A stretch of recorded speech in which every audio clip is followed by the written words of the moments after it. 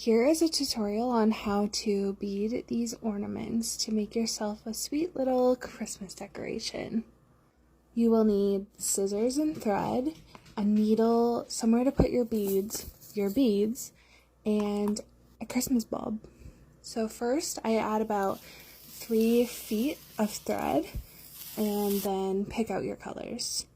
We are starting at the top, so I pick up enough beads to go around the top. For this size, I picked up 28 beads. This is a 40 millimeter bulb, and I would call it kind of like a mini size. And the 28 fits perfectly around, but it's not too snug. I'm going to take those 28 beads and put my needle back through the tail end to make a little circle. And I'm going to loop that around the top of the ornament just to make sure that it fits nicely. Depending on the size of your ornament, you may have to adjust, but I will have a video on how to account for that. I'm just tying a little knot to keep it secure. And because I had 28 beads, I'm setting each loop at 4 beads. So I skip 3 beads, 1, 2, 3, and then go up through the 4th bead. And this is going to create my first loop. As for the number of beads on your first loop or any loop, it really depends on how long you want them to be. I wanted these to be pretty close, so I did 7 beads total.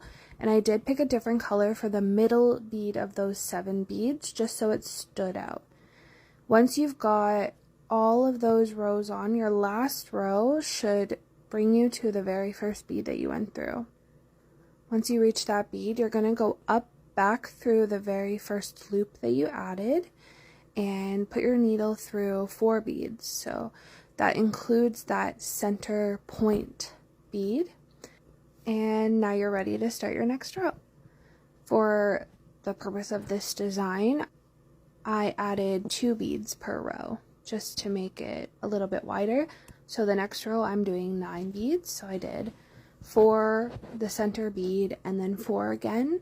So that center bead is going to be our point, and that's going to be where we connect the rows. So as you can see, I'm taking my loop and putting it through the next point. And I'm going to repeat that all the way around. I like to do the first few rows off the bulb just because I find it's easier to handle. You can definitely do it while it's still on there, but it's just a little bit more difficult to kind of maneuver.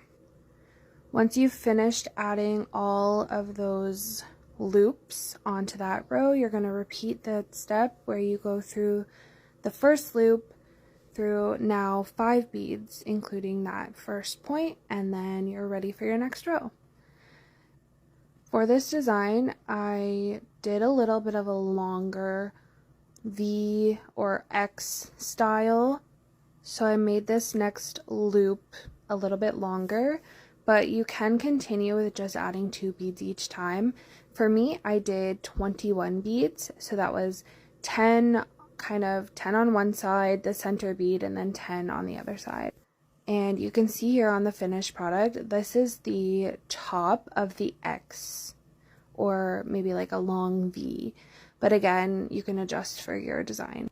Once you've got that all done, this is what it looks like. And then to finish off that X pattern, I'm just doing the same thing but backwards. It's very repetitive, just going back up through the point or that center bead. In this case, it's important to use an odd number for each row, but how many you use depends on how long you want the row to be. Once you've got through the middle section and you're more than halfway through the bulb, you're going to start reducing the number of beads in your rows.